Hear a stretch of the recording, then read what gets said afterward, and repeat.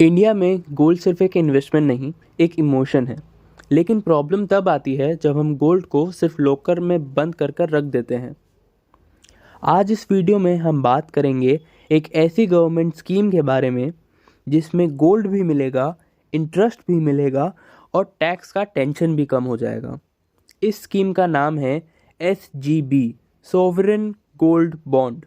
Traditional gold investment जैसे jewellery या coins में काफ़ी प्रॉब्लम होती है। लॉकर का खर्चा, मेकिंग चार्जेस, प्योरिटी का डाउट और सबसे बड़ी बात, कोई रेगुलर इनकम नहीं होती। इसलिए सिर्फ फिजिकल गोल्ड रखना आज के टाइम में स्मार्ट डिसीजन नहीं माना जाता। तो सल्यूशन क्या है?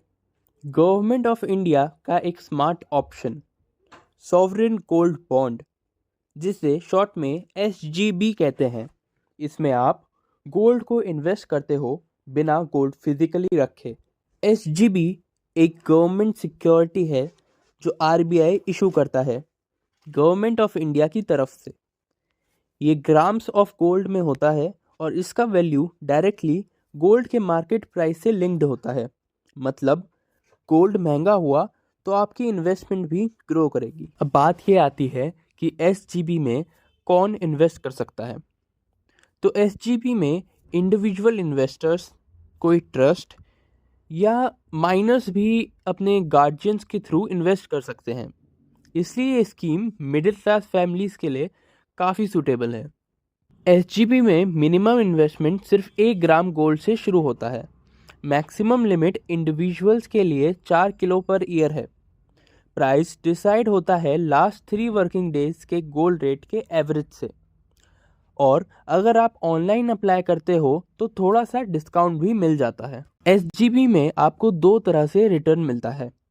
पहला, गोल्ड के प्राइस बढ़ने से, और दूसरा, गवर्नमेंट आपको 2.5% का फिक्स्ड एनुअल इंटरेस्ट देती है। ये इंटरेस्ट डायरेक्टली आपके बैंक अकाउंट में आ जाता है। एक सिंपल एग्जांपल समझते हैं। मान लीजिए आपने 10 ग्राम गोल्ड खरीदा 6,000 रुपये पर ग्राम के रेट से, तो टोटल इन्वेस्टमेंट 60,000 रुपीज़ हुआ। इस पर आपको हर साल 2.5% मतलब लगभग 1,500 रुपीज़ इंटरेस्ट मिलेगा। अगर 8 साल बाद गोल्ड का रेट 8,000 हो जाता है तो आपको गोल्ड वैल्यू 80,000 रुपीज़ मिलेगी, प्लस जो इंटरेस्ट आपने हर साल कमाया। SGB का टोटल टेन्योर 8 साल का होता है, लेकिन अगर आप चाहें तो 5 साल के बाद प्रीमैच्योर एग्जिट भी ले सकते हो।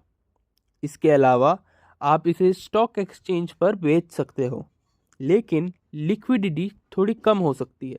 अब आते हैं सबसे इम्पॉर्टेंट बात पर, टैक्स।